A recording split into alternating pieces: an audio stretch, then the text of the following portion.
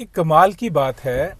एक छोटी सी क्लर्क की नौकरी के लिए ग्रेजुएशन कंपलसरी है। एक पियोन या चपड़ासी लगने के लिए 10वीं 12वीं पास होना अनिवार्य है। पर एक एमएलए या मिनिस्टर जिसके हाथ में पूरे राज्य का budget, education, health, law and order होता है, उसके लिए कोई मिनिमम क्वालिफिकेशन ही नहीं है। अब ये viral JDU MLA Vibha Devi, जो कि विधायक बाहुबली राजभल्लभ की पत्नी हैं, उनके ओथ टेकिंग क्लिप में उन्हें शपथ पत्र पढ़ने में बहुत मुश्किल हुई और उनके साथ बैठी महिला से उन्हें मदद लेनी पड़ी। उनके शब्द अटक रहे थे, प्रोनाउंसिएशन बिल्कुल ठीक नहीं था। बिहार के रीसेंट इलेक्शन में एक बहुत बड़ी बात सामने आई कि 40% एमएलए के पास कॉलेज की डिग्री तक नहीं है।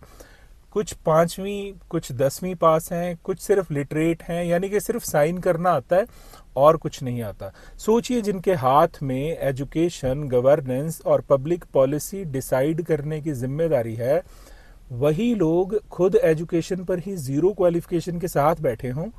क्या ये ठीक है?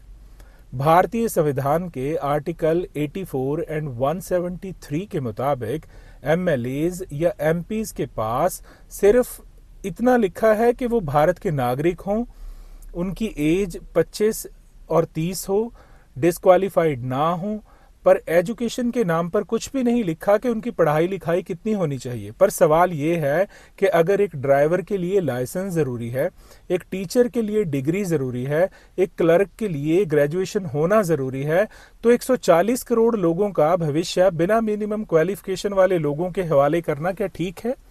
सिस्टम पर सवाल है, किसी एक व्यक्ति पर नहीं। क्या संविधान में बदलाव की जरूरत नहीं है?